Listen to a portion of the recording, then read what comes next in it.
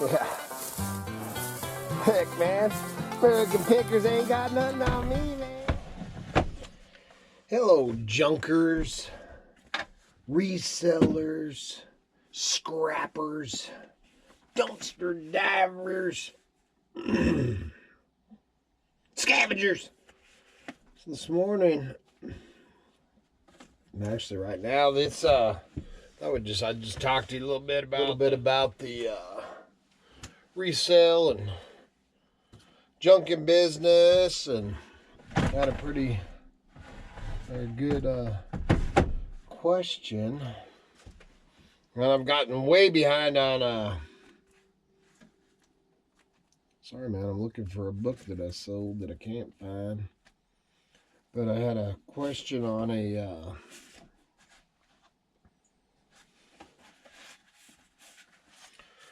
I'm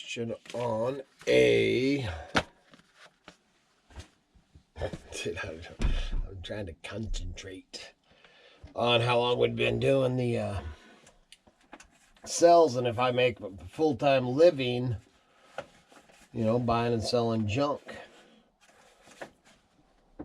So I thought I'd touch on that a little bit. Yes, we make our living completely on reselling, buying, selling, trading.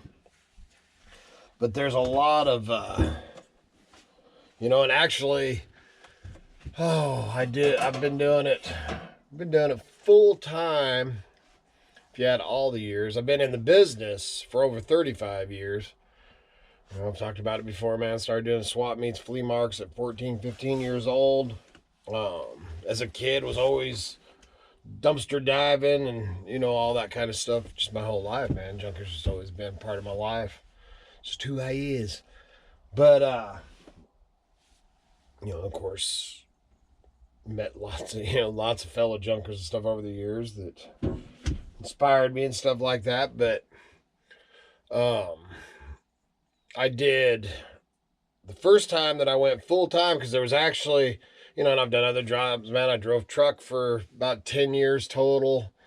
I've, you know, tons of different jobs, man. You know, drove truck, worked for Henderson Wheel, lots of construction off and on, handyman to framer to sheetrock to roofing, man. Roofing was one of my big ones. So there's been a lot of stuff in between over the years, but always selling and junking, you know, and always selling stuff at the flea markets and having yard sales and stuff like that, always. So what I did, you know, when I first started working, when me and Kitty first got married, I was actually a mobile home service guy. Well, actually, when we got married, I was actually an electrician apprentice. Man, I don't like messing with, I don't know what that thing just did. That was crazy. I don't much like electricity all that much, but I did learn enough. Man, it's helped me, you know, a lot over the years. Helped me with a lot of what I learned doing, being an electrician apprentice. Helps me in my reselling business, you know, because that's where I learned how to wire things, you know. So, man, I'm always rewiring different things that we sell. And then so I was an electrician apprentice. Then I became a mobile home service guy, and I did that for about a year. And that was when we got married. And then from there, I worked not very long, man, only about a week in a cabinet shop, because, man, it was just sanding. I'd come home with, you know, sawdust caked up my nose. And then I got on at Henderson Wheel, which taught me so much, you know. And then being around my grandpa and stuff, and he owned Bose Seal Fast, I've talked about it, you know, and he supplied all. So I grew up working with my grandpa. Because I actually started working and helping my grandpa, and my great-grandpa taught me how to pull parts to put on his truck. And he ran around and supplied all the air filters, oil filters, valve stems, patches, everything. And my great-grandpa was the one that pulled the parts for my grandpa. And they started me at 6 years old for $1 an hour. And my great-grandpa taught me, and, you know, to read the things as soon as I could figure out what was what and all that. And I'd help him with just the baskets. when I was 6. And then as I, could read and all that, then I started pulling the parts. And I did that, man, all through grade school, up till about 7th grade, I think. So, man, that's, the auto parts knowledge and all that. So, man, you ask a question, man, you're going to get it. So then, anyway, so after me and Kitty, after the service guy thing, that wasn't going to work because I was gone all the time. They'd send me out, and I was supposed to be gone for like a week or 2 weeks. And I was going out and would be gone for a month at a time. And then I'd come back and for a weekend, and they'd want me to go back out the following Monday and stuff. So that didn't work too well for Miss Kitty. So anyway, so then from there I got on at Henderson Wheel, which that's where got me going back to my grandpa thing, because that Henderson Wheel is a big supplier for wheels, tires, brakes, a big supplier for a lot of the automotive stores and stuff. Got on there, drove truck for Henderson Wheel, mostly a local, usually no farther than 150 miles or whatever radius. So it was kind of like what grandpa did. I delivered axles and wheels and tires and parts and pieces and all that to trailer companies and stuff like that. So I did that, and then I left there, and me and my buddy Paul, I had some framing experience from earlier too. Before I was electrician apprentice, I framed walls at a mobile manufactured home or manufactured office building plant that my uncle had. So I had some basic framing knowledge, on a line. So then I went to work with Paul framing houses. Grew up seeing construction stuff with my family my whole life too. So went and did that, and did that for oh man, I can't remember all that crap. Always doing yard sales and flea markets all the time. And then Miss Kitty was pregnant with Kevin D, and and I'd do my yard sales on the weekend and stuff. And then she got on bed rest and was on bed rest for 6 months. And I'm talking bed rest, man. I had an intercom system, man, keep her laying in bed and everything like that. So I just started pulling all the stuff out, and I called it the never-ending yard sale.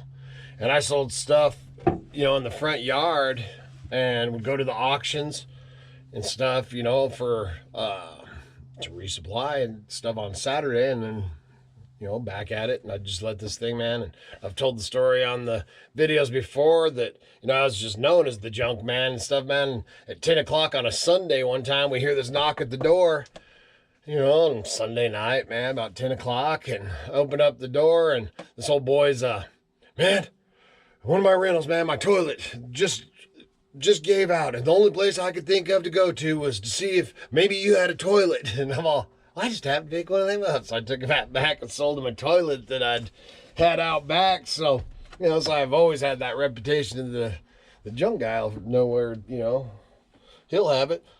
So then, so she was on bed rest at that time, talking to her and stuff like that. I kept on telling her, and I'd already been telling her for years I wanted to buy a motorhome, sell everything, throw our junk in, and just travel around and do flea markets and swap meets and antique shows. And so, you couldn't handle living in a motorhome with, me and 3 kids, and Kevin D wasn't born yet. And, oh yeah, man, oh yeah, I can. So then we made a deal while she was on bed rest. She says, okay, because she actually at that time was working for the city of Boise. And she says, okay, how about after I had the baby, if I'll go back to work, and if you can run the junk business and take care of the 3 kids for 1 year, then we'll move into a motorhome and, travel around and do these shows and everything. And I was like, all right. So she ended up having Kevin D. I did yard sale and stuff the whole time. And as soon as Kevin D, Kevin D, she had him. We went to the hospital. She had Kevin D, and we were back within 24 hours. She'd already had 2 kids. She's a pro at that. So she ended up going back to work, I think 4 days or 5 days after she had Kevin. Went back to work for the city. And I started taking 3 kids, and I was doing 4 and 5 auctions a week. I always said I was just transporting, because I'd go to the auction, buy a truckload, and before that, because I got a truck by the time that done, but before that, I had a 1962 Ford Galaxy 4-door This is before Kevin was born, and I ripped the back seats out of it. It had a huge trunk. And that's what I would take to the auctions, man. One time I had bought this whole center table for $2, man. It was, I don't know, man, probably, you know, 35 feet, 30 feet long, 4x8 or 4 foot wide, it was pieces of plywood. They'd probably, I might be exaggerating a little bit, 30 feet, 25 feet long. And I bought that whole thing on a roundup for $2 over at the Caldwell night auction, man. I don't know, it's probably about 1 o'clock in the morning. And I had that Ford Galaxy. When I left there that night, I had the trunk, man, it was up. I had a couch or a love seat wedged in between the back window and the trunk up like this. Had mattresses up on top and just junk everywhere. And I hauled stuff and took that load home that night, unloaded it, and ended up going back and getting 2 more loads the next day. This Ford Galaxy. I just had to throw that little bit in there. So anyways, we're back to the junking. And so Kevin D's born. So I started hauling 3 kids to 4 and 5 auctions a week, 1 on each hand, and Kevin in a backpack thing. And some of the auction, there was an old Salvation Army auction on State Street down in Boise that I'd go to, and I'd always just buy them or the first thing they'd sell off was pallets of toys. So every deal is I'd buy a pallet of toys and I'd drag the pallet over so that I could see them, and I just let them do. They loved it, man. McDonald's toys and everything, man. And so that way I could watch my kids. They were just right there, and then I could bid on all this other crap. So then I'd go through the crap I bought there, take it and put it to sell the stuff. I'd pull out the stuff I wanted to use for the flea markets, antique shows, and then I'd take the stuff that I'd bought, put it in boxes, box it up, go take it to another one of the auctions on consignment, like the main auction in Boise, and there was a Alan Volk auction in Caldwell. Like I said, there's 4 or 5 auctions a week that I was running every week, man, all the time. And so then I'd take that stuff to that auction, and then I'd go and I'd be at that auction watching and keeping record of what I was selling there, making money, plus buying stuff. And then I'd take the stuff I bought there, I'd take it home, and I would take it to another auction, and I'd go and I'd be buying at that auction, also making money. So, and it was just a big thing. I always said I was in the transporting business, just transporting junk all over the valley down there. So that went on. I did that for that year. Miss Kitty was like, holy crap, oh no, I told him I would. So by that time, I'd wheeled and dealed, got myself a motorhome, and we sold everything we owned. Washers, dryer, everything in that house other than the stuff that we were taking. We did store some stuff over at my mom's and, sentimental stuff. But other than that, man, we put everything. We had a trailer that went behind our motorhome, and we hauled and we took off, and we did that for, oh, man, we ran shows all over the Pacific Northwest for about 5 years. And then the motorhome started having some issues. I hobbled it back to my mom's place, and we parked it back there, and I ended up, I had a shed back there that I could use.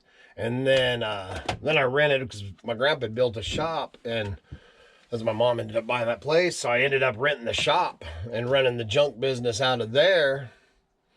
And man, I can't remember what all, man, transpired. And all this time, man, why we're in the motorhome is when eBay was starting to take off. And I hadn't done eBay too much, and I watched the shows just plumbing. We'd go out from making $1,000 to $3,000 a weekend to where we were going out after eBay, and a good show was a $500 weekend, man. So we watched it just plummet. I don't remember how all this stuff rolled. It kind of ended up taking another. The motorhome blew up, and at that time we were debt free. And I ended up borrowing some money to buy a van to transport the junk, and then ended up back to swinging a hammer, man. I went back to work swinging a hammer for a while for one jackass, and then I went from there to doing my own handyman thing, which led to the roofs, and I started doing roofs, did roofs for, re-roofing for quite a while. And then my daughter that lives in Oregon came down, and I was up in the loft in my shop, getting some pictures and a video and stuff that I had for her. And when I was coming off the loft, I had one of the roll around staircase things, and it moved, and I came down. I ended up squishing and just smashing my heel on my right foot. And at the time, they were going to just take the foot off, you know, or take my leg off, is what they told me, at the knee. And then, anyway, so it was a major thing. I was down, man. I spent 6 months in a wheelchair, you know, and a hospital bed, and we were buying this old junky mobile home at the time. And so we ended up moving back, and we lived at the warehouse, which I had my old mobile home, or my motor home broke down. It was sitting out there too. So we ended up putting a hospital bed inside the shop, and it's a long story too. But so we ended up making like a living room. It's a pretty good, you know, it's a warehouse shop. So we lived in there while I was recovering from breaking my foot off, basically. Because they took all the pieces and put them out on the table, went through and jigsaw puzzled, and then put some pins and stuff, man. And they told me I'd never be able to roof again, never be able to climb a mountain again, or I'd never walk normal. And then I ended up, some shoplifter ran by at Walmart, and I looked at Kitty and handed her, because I was on a cane at that time. This is about a year after the accident. And I said, this is going to hurt. And I handed her the cane, and I took off. And, dude, it was like Forrest Gump, man. I took 3 things, and it hurt, man. All of a sudden, my ankle went snap. And, dude, I took off like Forrest Gump. And then when I went back to the doctor, I was telling him what had happened. He said, oh, dude, you're one crazy hillbilly. And he says, dude, I don't know what you did. But, you know, because you get fluids built up. But whatever I did when I did that, and that snap broke something loose. And every morning I have to snap my ankle, you know, pop it. And because at first I'll get up in the morning and I'll be limping around and stuff, and I'll just sit there and just start rolling it back and forth, and it'll go snap. And then I'm good for the day. And he says it's that buildup in the joints or whatever. And we went with another little side thing. So anyway, as I was recovering from... So we'd done, at that point, I'd been doing, you know, 6, 7 years full-time junking, reselling. So, and then I went back, you know, started swinging a hammer and doing that and stuff and all that. And I was still always doing, especially the big swap meet at the fairgrounds in Boise. I did the old Spectra Productions, what it used to be called. I don't know what it's called now.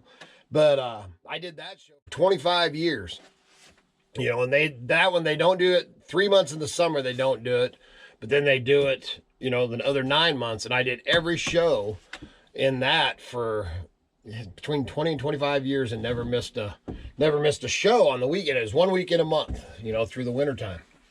So I was always doing that. Well, when I broke my foot off, eBay was going gung-ho, man. I had old buddies passed away now, Mike Mooney. He lived in a motorhome, you know. He's there was a band of us. We were like a band of gypsies that would travel around, you know. We'd hook up, man. We spent, you know, Thanksgivings together, and Christmases, and, you know, all the holidays, kids' birthdays, you know, and all that. It's like a family out there, or was at the time. It's what that van life thing that's going on now kind of reminds me of our motorhome days. So Mike kept on pushing me. You need to do that eBay. You need to do that eBay. I'm like, dude, I don't even know. Man, I've never even, you know, been on a computer, man, at that time. And, you know, Kitty had a computer and stuff, man. I'm just a 2-finger typer. And anyway, huh? Okay, I'm coming in. Thank you. You look awfully cute this afternoon. You about ready for school? Not yet. Okay. I'm gonna do a school trick. Okay, I'm coming. I got to finish this video. So then, I lost my train of thought. I was making toast and cake. Okay, all right, we'll dip it. All right. So, dang it, I lost my train of thought, man. Grandbabies. Where the heck was I? Oh, Mike Mooney getting me, you know, and I was laid up. So, man, we set it up so that I could get to it in the wheelchair and all that crap and hobble over there or whatever. And started playing with the eBay thing and started building my first, you know, now I've built a dozen different eBay stores and stuff for people, 12 to 15 probably. You know, I've done mine, you know, different ones for us a few times and stuff. So I started doing that, selling that, man. And then, you know, I was like, wow, this is pretty dang cool.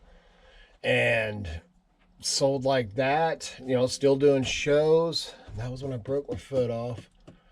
And man, I did that for quite a while. I did go to work for the county and driving dump truck for a few months. I'm trying to remember. And then, oh yeah, and then from there, you know, always junking. And we ended up buying a house in Meridian, junking. At that time, I was selling motorcycles.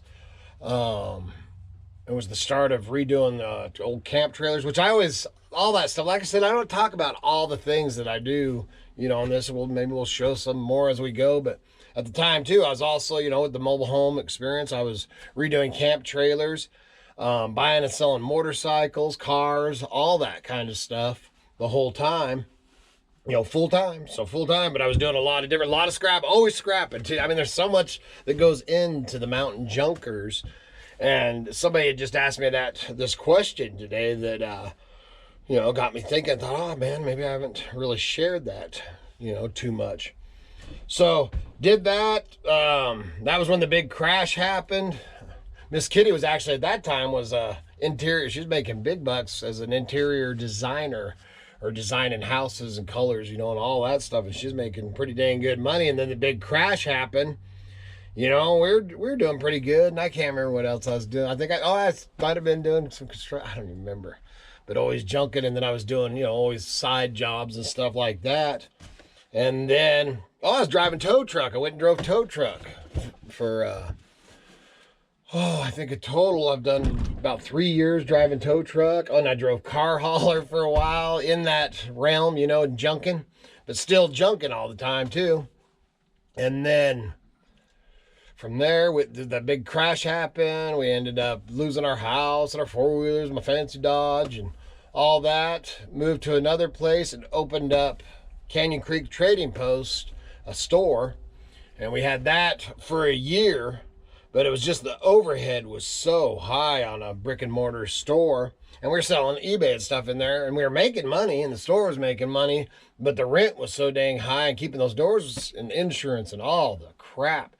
That we just weren't, it was just breaking even because the rent and everything was so dang high. So we ended up shutting it down, still doing full time, and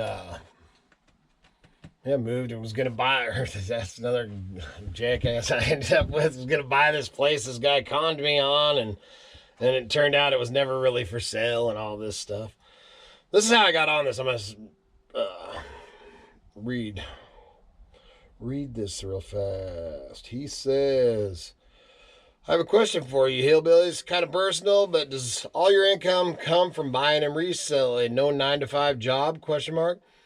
Because if all you guys are doing is buying and reselling, I'm inspired to do the same. Hope you all have a fantastic day. So then I replied back to him, you know, and told him I did. And then I thought, well, man, I'll just kind of talk about that a little bit on here. So anyway, from there, man, then I had and scrap was high. I was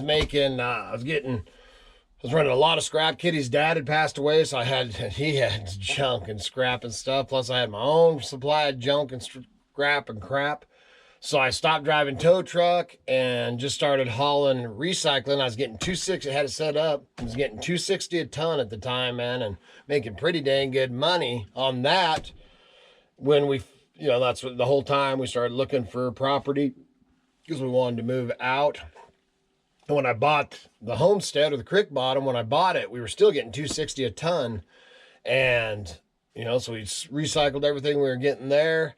And, man, then it just plummeted. And it's never even came close to that since we got up here. That's why I got a lot of scrap and stuff out here. I don't do a lot of recycling because it's about a 140-mile round trip for the closest place to recycle up here. So there's a little bit of it, man. But if you add all the years in, man, all the years, part-time and always doing it is just a way of life for me, the junking and reselling. But full-time, if you added up the years here, and going back to it and all that, I'd say full-time, making a living on it, man, somewhere between 15 and 20 years total. So there's an answer to your question. That was the long version. The show that we were going to do this weekend has been narrowed down. They can only have 50 people, and it's Kevin's girlfriend that's running it. And because we were going to come from up here, and it's 100 miles down there and 100 miles back, and she's stressing out about it and stuff. So we told her that we were just gonna not do it because Katie was gonna set up, we were gonna set up, Kevin was gonna set up, but they had 40 vendors, which you figure that's two people per booth. So you're looking at 80 people, and you can only have 50 people in a building. So they're trying to cut back some of the ones. They're gonna have to cut it in half at least, because you can only have 50 people in that building at a time. So we're not going to be doing that show. This place is all tore up because I was starting to get ready for that. I got to go in here and eat some lunch, and we'll see what junk and stuff. I'm actually out here looking for a book that I can't find, and I got totally sidetracked with you guys. So that's it, man. Check out the t-shirt. Make sure you check out the stores. Sales have been slow. This last week was pretty slow. Sold quite a few books, but sales are down. I think it's probably because of the election and everything going on, which we don't even want to go there right now. It's turning out exactly how I thought it was going to. But check out all that, and remember, keep your eye on the skyline, your nose to the wind. If you're out there treasure hunting, hope you find some color in the bottom of your pan. There you go.